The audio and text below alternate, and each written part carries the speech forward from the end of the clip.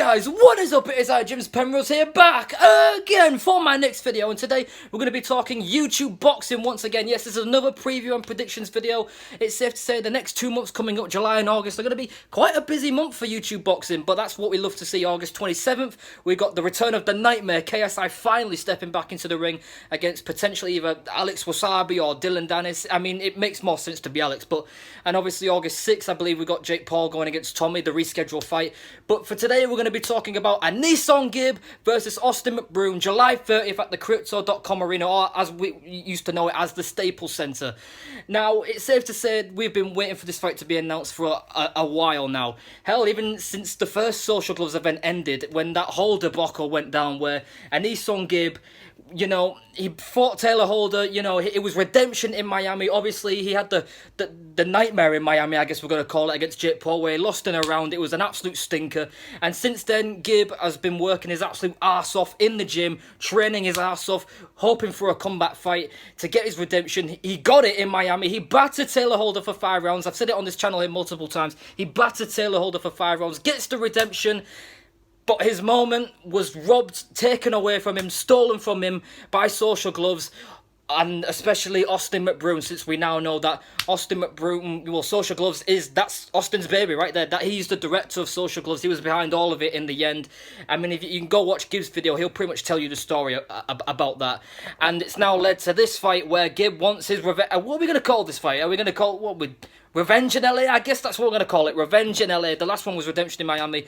I mean, you guys think of a better title for me. But Revenge in LA is what we're going to go with. And right off the bat, I'm going to say, for Gib, this is a big step up from Taylor Holder. And obviously, and here's the thing, in the Taylor Holder fight, a lot of people thought Taylor Holder was going to beat Gib. No one really gave him that much of a chance because they saw, again, the stinker he had with Jake Paul, and everyone just assumed, oh, well, Taylor Holder's got too much class, too much experience, you know, he's coach, you know, links with Canelo Alvarez, Ryan Garcia. I believe Ryan Garcia's dad was with Taylor Holder in his corner that night for the fight. So a lot of people were saying, oh, he's going to be too skillful, and once Gib loses, he's done, blah, blah, blah.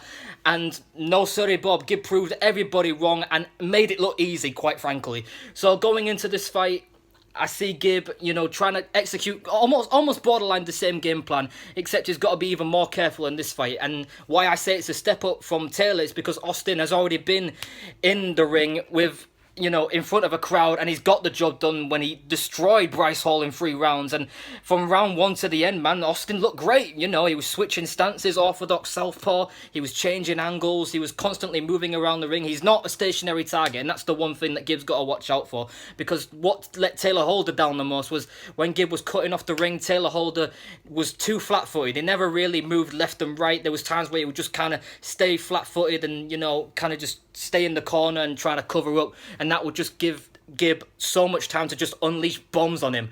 And Gib is going to be fully aware of that. But again, it's a pro fight. It's going to be longer. I believe 6 3-minute rounds. I would actually love it to be 8. I mean, Gib especially would love it to be 8. But knowing Austin, it'll probably be like 4 or 6 in between. But if it's 8 3-minute rounds, brilliant. That's one way to step it up. And now here's the thing, guys. Going into this fight, when I saw this fight announced, I was like, yes, brilliant. It's been months and months and months since we're waiting for Austin to finally sign the papers and man up. Now he's finally done it. We got the announcement, yes. And then I see that it's going to be under Social Gloves once again. And then I went, oh no. Oh, no, not again. Because obviously you saw, again, in the last fight, Gib's moment got stolen away by Austin and by Social Gloves. It was a complete shithouse event from the start. And my worry is it going to happen again? Is it going to happen once again where Gib, from round 1 to the last round, is dominant and wins every round convincingly, but once again, Austin's going to pull some strings and Social Gloves are going to rob him of his moment again?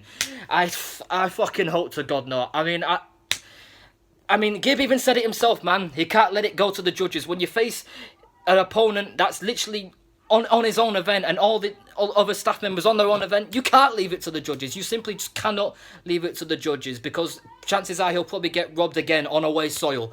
So here's my prediction for this fight. Will it go the distance?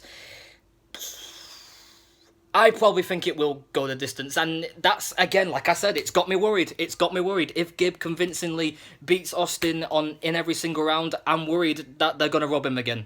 plain and simple, I'm afraid they're going to rob him again. I hope to God that doesn't happen.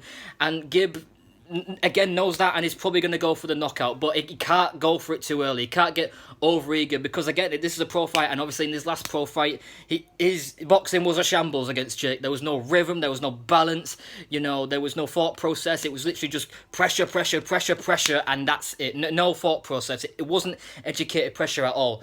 But Gib has improved tremendously since then, and this is going to be one hell of a fight for Austin, and really a big test to see where he's at. And if Austin is to win this fight, then he's probably secured a fight with KSI, hoping that, you know, KSI can come through Alex Wasabi on the 27th of August. And again, that's another great fight. But again, you know, obviously we're looking towards July 30th. Who do I think is going to win? My prediction, I'm going to back my boy, the 7-figure Gibber, AnEsonGib is going to win this fight. He's going to go for the knockout. Will I think he get it? I don't know. If he is going to get it, it might probably come late.